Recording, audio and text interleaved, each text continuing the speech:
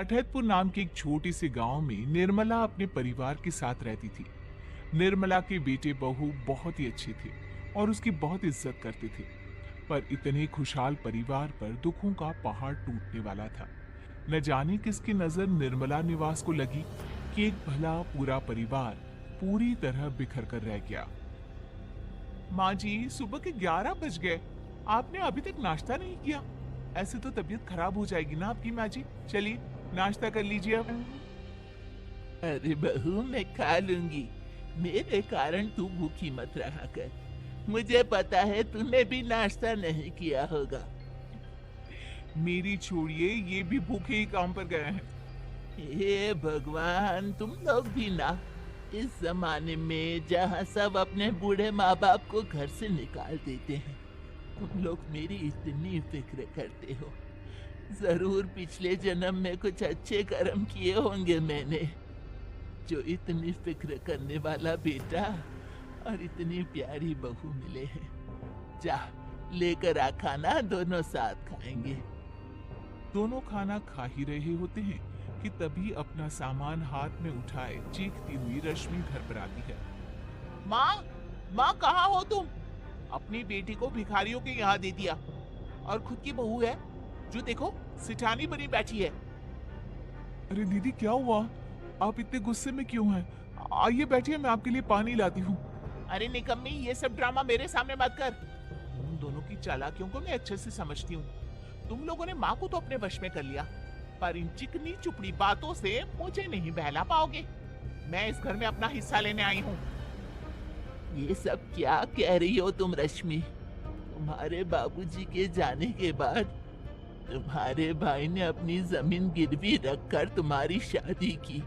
जो कुछ भी हमारे पास था सब कुछ तुम्हारी शादी में लगा दिया, और दामाद जी के पास तो किसी चीज की कमी नहीं है। फिर ऐसा क्यों कह रही है बेटा? जिस जमीन को गिरवी रखकर मेरी शादी की गई थी ना, वो भी बाबूजी की ही थी माँ। इन लोगों की कमाई हुई संपत्ति नहीं है। और तुम्हें तो तुम्हारे बेटे बहू ने पता नहीं कौन सी मिश्री घोलकर पिला दी है, जो बस इनकी ही बोली बोलती रहती हो।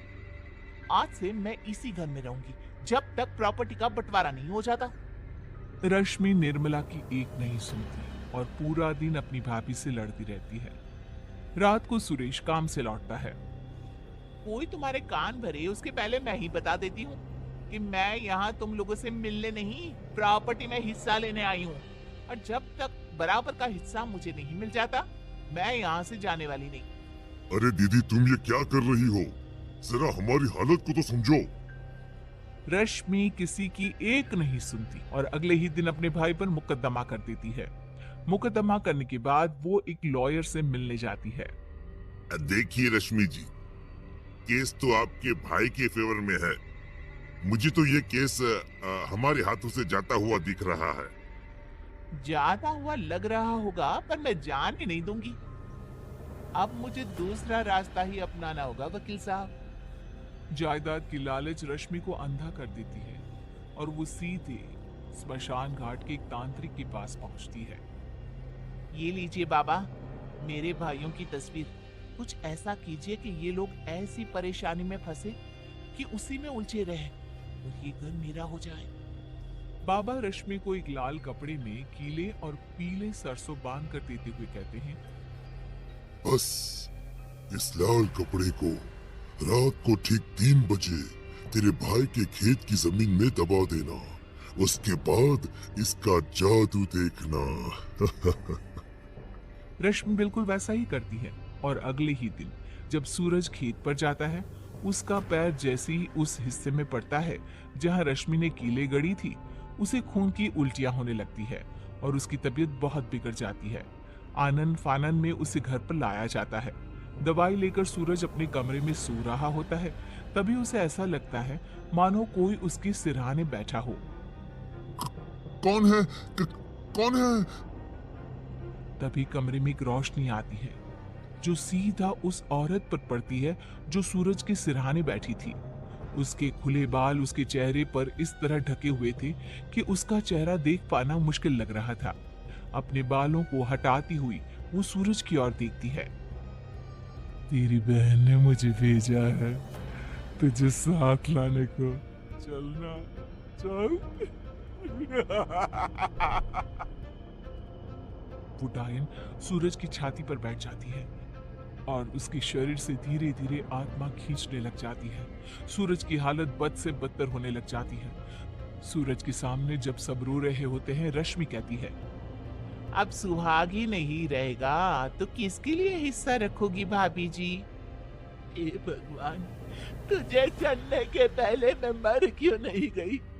भाई इतना तड़प रहा है पर तुझे प्रॉपर्टी की आग लगी हुई है। अरे अब बहुत हुआ। मेरे बाप समान भाई की ऐसी हालत देखकर भी तुझे दया नहीं आई?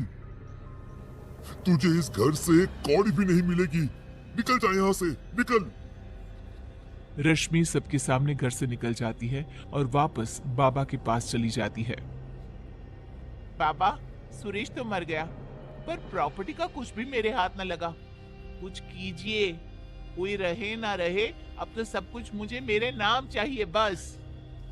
बाबा रश्मि को राख और एक शीशे की कटोरी देते हुए कहते हैं, ये लो, इस कटोरी को अपने घर की छत पर तोड़ देना और इस राख को अपने घर के चारों ओर बिखेर देना।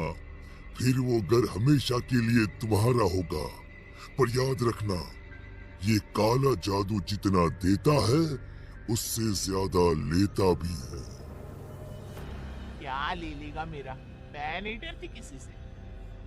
रश्मि रात के अंधेरे में कटोरी और राख लेकर निकलती है। वो घर पहुंचने ही वाली होती है कि रास्ते में एक पत्थर से टकराकर वो कटोरी उसके हाथ से फूट जाती है और हर तरफ राख फूट जाती है। मुझे बुलाया ना, मैं आ गई। ताजा ताजा मांस।